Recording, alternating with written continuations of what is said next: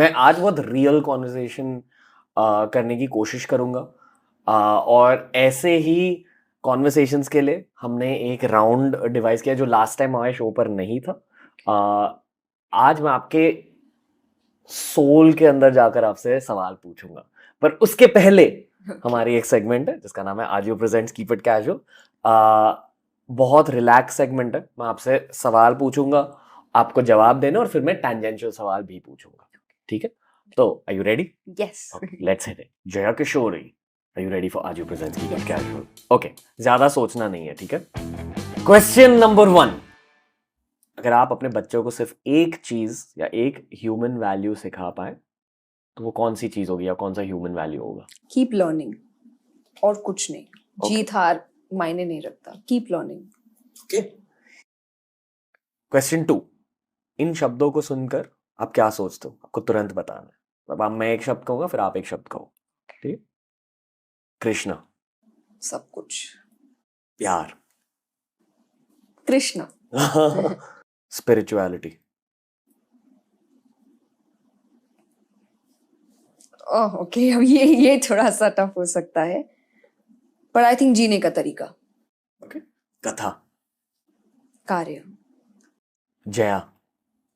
I think माँ दुर्गा, क्योंकि जया उनका नाम है, और वाओ। मेरी दादी ने मेरा नाम इसलिए रखा था क्योंकि वो उनकी बहुत बड़ी भक्त थी। ओके। कहते हैं कि किसी का नाम उनकी लाइफ पर एक इम्पैक्ट छोड़ देता है, एज इन जो आपका नाम होता है आपकी पर्सनैलिटी भी आपके नाम की तरह बन जाती है। आप ये मानते हो? हो सकता है, पर मैं यहाँ ये जरूर मानती हूँ कि आपकी पहचान होती है तो ये बहुत सोच समझ के रखनी चाहिए कि आपको बार बार उसी नाम से बुलाया जाता है। वर्ड्स में पावर होते हैं कि आपको कौन किस नाम से, उसका क्या मीनिंग है, तो बहुत मायने रखता है। तो मीनिंगफुल नाम होना चाहिए। कृष्ण भगवान के अलावा आपके 3 सबसे फेवरेट भगवान कौन है और क्यों? ओके, तो श्याम बाबा, टू बी वेरी ऑनेस्ट, ये खाटू श्याम जी में है, और उनको कृष्ण जी ने ही आशीर्वाद दिया था कि तुम मेरे ही नाम से कलयुग में जाने जाओगे।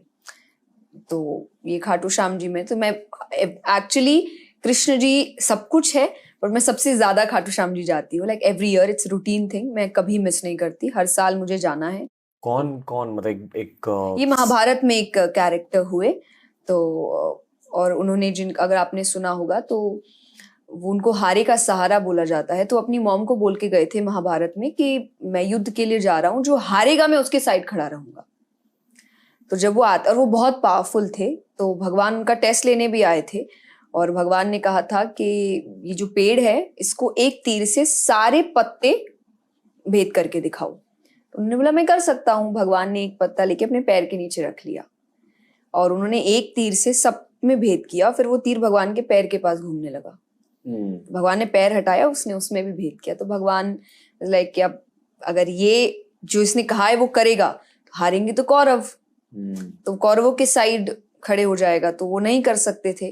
तो भगवान ने उनसे फिर एक चीज मांग ली थी, और वो था कि उन्होंने अपने सर का दान दे दिया था, और फिर उनके सर को सबसे ऊपर रखा गया था कि वो पूरा युद्ध देखेंगे। और क्योंकि उन्होंने ये सैक्रिफाइस किया था, तो भगवान ने उनको बोला था कलयुग में तुम मेरे नाम से जाने जाओगे और सबसे ज्यादा जाने जाओगे। तो खाटू श्याम जी, श्याम बाबा, तो वहाँ बहुत every year I think 15-20 lakh लोग आते हैं दर्शन के लिए। जो वहाँ फागण का समय होता है, जो मेन, ये राजस्थान में है, खाटू श्याम जी सीकर के पास। तो वहाँ मैं बहुत जाती हूँ। तो खाटू श्याम जी, आई थिंक श्याम बाबा को सबसे ज्यादा मानती हूँ, राधा जी, और आई थिंक देन क्यों भी बताना आपको? राधा जी, आई थिंक क्योंकि वो प्यार की मूर्ति है, आप प्रेम उनसे सीखते हैं। भगवान के जीवन के भी प्रेम की जो भी बातें हैं वो उन्हीं से आती है, तो सबसे ज्यादा प्रेम आप सीखते हैं तो आप उन्हीं से सीखते हैं।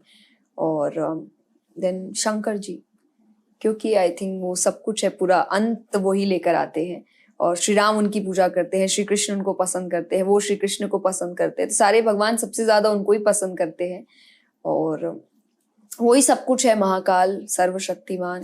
तो शिव जी के बारे में मैं बचपन में ज्यादा समझता नहीं था, और जितनी ज्यादा मेरी उम्र बढ़ रही है और इस पॉडकास्ट के, तो मैं बहुत ज्यादा समझ रहा हूँ। उनका प्रेजेंस बहुत ज्यादा आ चुका मेरी लाइफ में, और बदलाव भी आता है। कहा जाता है कि आप उनसे जो भी मांगो वो दे देते। ये मैंने सच में महसूस किया बहुत ज्यादा। इसलिए अब मैं सिर्फ एक चीज मांगता हूँ उनसे कि वो मेरे पास रहे, बस। बाकी सब मिल जाता है। जी। ओके, अगला सवाल थोड़ा सा लाइट सवाल है। ओके। एक डे ऑफ पर जया किशोरी क्या करना पसंद करती है? फैमिली के साथ रहना, खाना एक साथ खाना, चाय एक साथ पीना, कुछ ना कुछ, कोई वेब सीरीज भी देख रहे हैं तो मोस्टली हम 4 है फैमिली में, बस हम चारों एक साथ ही देखते हैं। क्या देखते हो आप? कुछ भी, कोई नई मूवी आएगी तो हम एक साथ देखेंगे, ओके। कोई अच्छी वेब सीरीज निकलेगी तो हम बताते हैं ये अच्छा निकला है, आज ओके। कुछ भी नहीं पूरे दिन, तो बैठकर आपकी सबसे binge favourite watch। Web series कौन सी है? आई थिंक अभी तक तो स्पेशल ऑप्स ओपीएस जो भी उसको बोला जाता है, बट हाँ अभी तक मैंने बेस्ट वही देखा है कि जो हमने सबने साथ में मिलके देखा था और हम सबको बहुत अच्छा लगा था। आप यूट्यूब कंटेंट भी कंज्यूम करते हो? हाँ जी, क्या कभी क्या देखते हो यूट्यूब पर? मोस्टली कथा रिलेटेड, तो मैं राजेश्वरानंद जी को बहुत देखती हूँ, उनकी कथाएं मुझे बहुत अच्छी लगती है क्योंकि वो भी बहुत सिंपल वर्जन में बहुत अच्छी बातें कहकर निकल जाते हैं, तो मैं उनको, वो अब है नहीं बट मैं उनको बहुत सुनती हूँ। मैं टू बी वेरी ऑनेस्ट, मैंने आपका भी बहुत कंटेंट देखा है, हाँ, क्योंकि आप अलग अलग लोगों को बुलाते हैं तो कहीं ना कहीं आपको बहुत लेसन्स मिलते हैं अलग अलग फील्ड के लोगों से, तो ये मैंने बहुत देखा है। और फिर बीच में आप स्टैंड अप कॉमेडीज देखते हैं तो आप थोड़ा सा एंटरटेनमेंट भी जरूरी है, हंसी भी आनी चाहिए, तो आई थिंक ये सब। ओके, अगला सवाल। अपने ड्रीम पार्टनर के 4 ड्रीम ट्रेट्स के बारे में कुछ बताइए। आपको शादी करनी है वैसे? हाँ हाँ बिल्कुल। ओके। मैं सी आई थिंक मुझे ऐसे पर्टिकुलर ट्रेट्स नहीं पता है, मैं हमेशा कहती हूँ मुझे मेरे जैसा इंसान चाहिए, तो जो ट्रेडिशनल भी है पर मॉडर्न भी है, जो आज की चीजों को भी समझता है पर भगवान को बहुत मानता है, जिसमें संस्कार भी है पर नई चीजों की ओर बढ़ना भी है। तो आई डोंट नो कि एग्जैक्टली वो ट्रेट्स क्या है, पर आपको समझ आता है कि इंसान मेरे जैसा है या मेरी जैसी सोच रखता है या मेरे जैसे लाइफ को देखने की कोशिश करता है। आई थिंक मैं अपने जैसा ज्यादा पसंद करूंगी रादर देन मुझसे ऑपोजिट। आप ये मानते हो कि भगवान सही इंसान को सही वक्त पर भेजते हैं? बिल्कुल मानती हूँ। इस भगवान हर चीज सही समय पर करते हैं, मैं कहती हूँ, तो काम भी अगर वो भेज रहे हैं, कोई सिचुएशन भी भेज रहे हैं तो बहुत सोच समझ के भेज रहे हैं। तो मुझे ऐसा लगता है मैं किसी भी चीज को लाइटली लेना पसंद नहीं करती हूँ, क्योंकि अगर कुछ मेरे सामने आया है तो वो किसी रीजन से आया है, तो समझने की मैं कोशिश हमेशा करती हूँ। मैं आपसे एक चीज कहना चाहूंगा कि आपसे बात करके ना मुझे एक अपलिफ्टमेंट फील हो रही है। और हमने बहुत टाइम से स्पिरिचुअल पॉडकास्ट नहीं किए, तो आई एम ग्लैड कि आज एक थोड़ा सा वो टर्न हो चुका है। आई एम होपिंग कि मैं और स्पिरिचुअल पॉडकास्ट करूं, क्योंकि एक फेज में हम बहुत ज़्यादा स्पिरिचुअल पॉडकास्ट करते थे और उन कॉन्वर्सेशंस के थ्रू मुझे एक ग्रोथ मिली थी। आई फील बहुत टाइम से स्पिरिचुअल पॉडकास्ट हुए नहीं और इसलिए मैं शायद थोड़ा सा दुखी हूँ, पर वो दुख अभी मिट रहा है। ओके, अगला सवाल। एक सबसे अंडररेटेड शास्त्र? गीता जी, डेफिनेटली, मतलब वो एक मैजिकल बुक है, डेफिनेटली मैजिकल बुक है, जो मैं अपने एक्सपीरियंस से कहती हूँ कि जब मैंने स्टार्ट किया था उसको पढ़ना, पहली दूसरी बार आपको नहीं समझ आएगा ज्यादा, आपको ऐसा लगे, और समझ नहीं आने का मतलब मीनिंग आएगा पर आपको लगेगा कि ये नॉर्मल लाइफ में तो मायने नहीं रखता, या मैं तो अलग लाइफ जी रहा हूँ, या आजकल तो बहुत मॉडर्न लाइफ हो चुकी है, ये तो बहुत ओल्ड वर्जन है, या आजकल लड़ाइयाँ कहाँ होती है, ये तो युद्ध के ऊपर बात हो रही है। फर्स्ट सेकंड टाइम लगता है थोड़ा, इसलिए जरूरी है कि बार बार पढ़ना, या आपको सबसे पहले बोला जाता है कि आप एक ही श्लोक पढ़िए, एक ही मीनिंग पढ़िए, पर रोज एक पढ़िए। मतलब गीता जी पढ़ने के बाद भी आपको वापस से पढ़नी जरूरी है। तो मेरे साथ है कि मैं आज अगर मेरे पास जो गीता है, मैं जो पढ़ती हूँ, अगर कोई उसको लेकर, हर श्लोक के पास बहुत से इमोशंस लिखे हैं। तो ये मुझे बाद में समझ आया कि जो कहा जाता है कि आप कोई भी पन्ना खोलिए आपको अपने क्वेश्चन के आंसर मिलेंगे, वो इसीलिए है कि जब आप जिस इमोशन के साथ वो किताब खोल रहे हैं, आपको वो श्लोक वो इमोशन का आंसर दे रहा है। तो वो इसलिए मैं कहती हूँ कि मैं ये ज्यादा मैं बताना नहीं चाहूंगी, आप खुद एक्सपीरियंस करिए, एक्सपीरियंस करने की चीज है, बट उसको बार बार पढ़िए, और आपको हर श्लोक, चाहे कभी वो आपको लेजीनेस के बारे में सिखा रहा है, कभी नेगेटिविटी को पॉजिटिविटी कैसे ले जाते हैं, कभी लाइफस्टाइल, कभी विजडम, कभी ट्रूथ, कभी डिवोशन, सब कुछ सिखाएगा।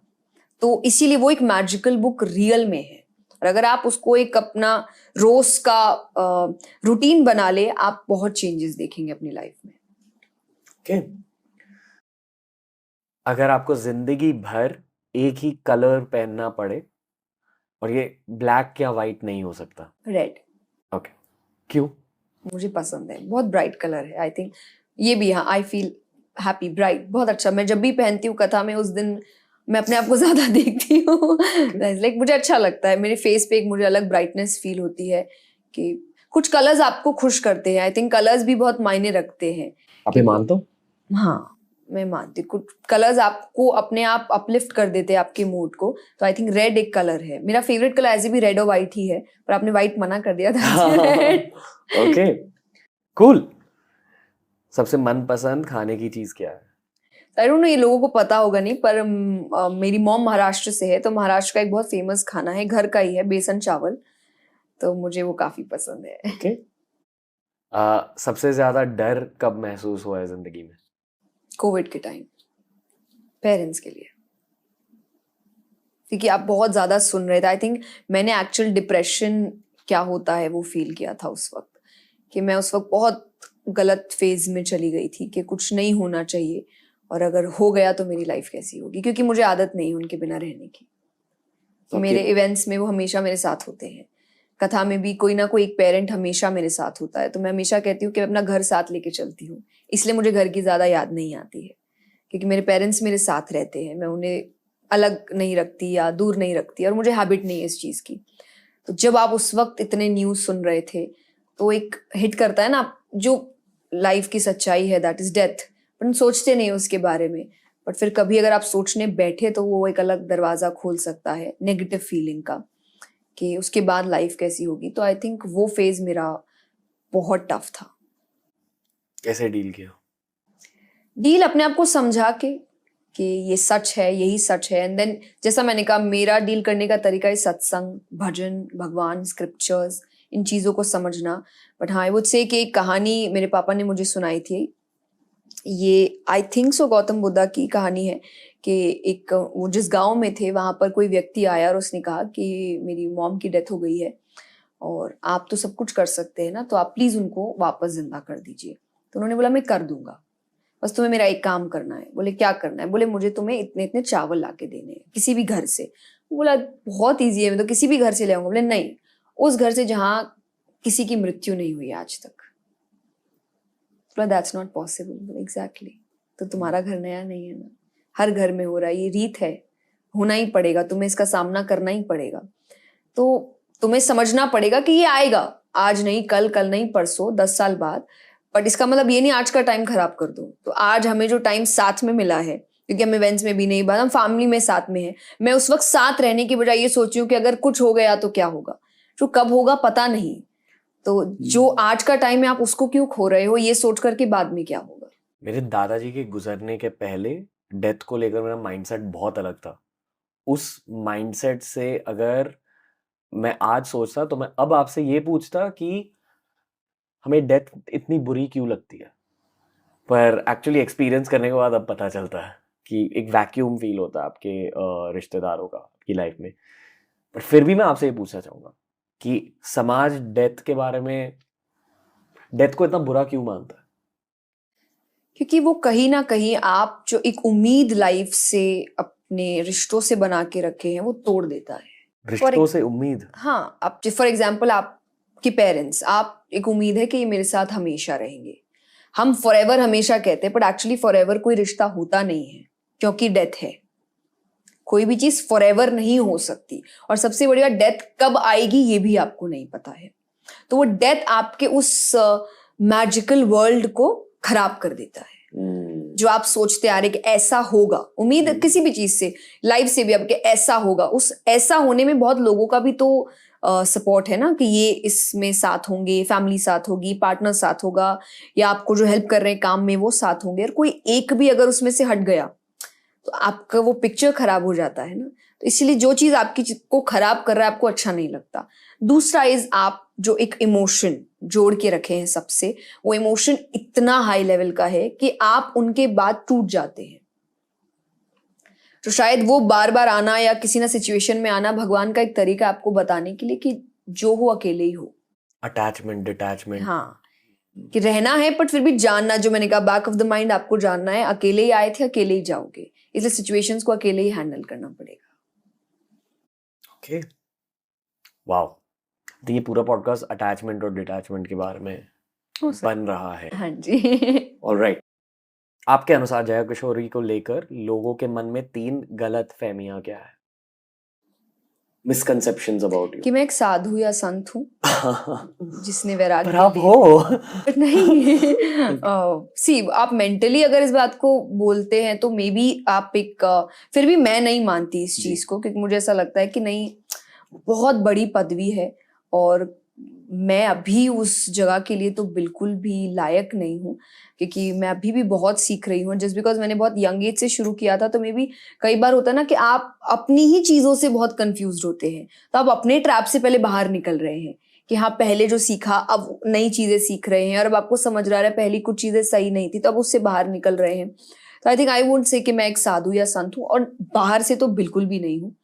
तो जो एक मिसकंसेप्शन है उनके हिसाब से, तो मुझे ऐसा लगता है, जो मैं बार बार कहती भी रहती हूँ कि मैं नहीं हूँ, मैंने वैराग्य नहीं लिया है, मैं शादी करूंगी, मेरी फैमिली होगी, सब कुछ होगा, और एक बहुत ही नॉर्मल जैसे आपके हमारे घर में बच्चे होते हैं, मैं बिल्कुल वैसी हूँ। एक ये है। दूसरा हो सकता है जो मैं आपने कहा कि बहुत बहुत नॉलेज है और एकदम एक सागर है, नहीं है ऐसा कुछ। और आप मुझ जैसे आप भी बन सकते हैं, और उसमें बस इतना है कि आपको आपके काम के प्रति थोड़ा सा डेडिकेटेड होना पड़ेगा, क्योंकि मैं डेडिकेटेड बहुत हूँ और मैं सैक्रिफाइसेस मेरे लिए मायने नहीं रखते अगर मेरे काम में वो हेल्प कर रहा है मुझे, because I love my work.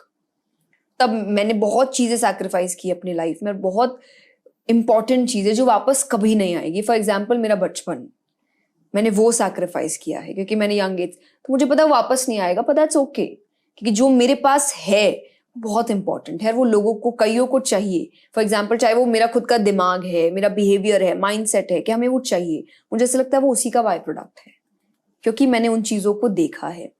तो कि आप नहीं बन सकते या ये बहुत ही हैवी काम है और आप इसको ये बोल के छोड़ दो कि नहीं नहीं ये तो हमारे बस की बात नहीं, या समवन स्पेशल, ऐसा कुछ भी नहीं है। आप मेहनत करो तो आपको सब मिल जाता है। थर्ड आई थिंक इतना ही। और एक थर्ड कुछ ऐसा अजीब अगर नेगेटिव सा कुछ हो तो मैं नहीं हूँ वैसी, आई वुड से कि मैं बहुत ही पॉजिटिव हूँ और मुझे पॉजिटिव रहना अच्छा लगता है। मुझे नेगेटिविटी या उन चीज़ों से दूर रहना काफ़ी पसंद है, इसलिए कई इंपॉर्टेंट चीज़ें मुझसे छूट जाती है।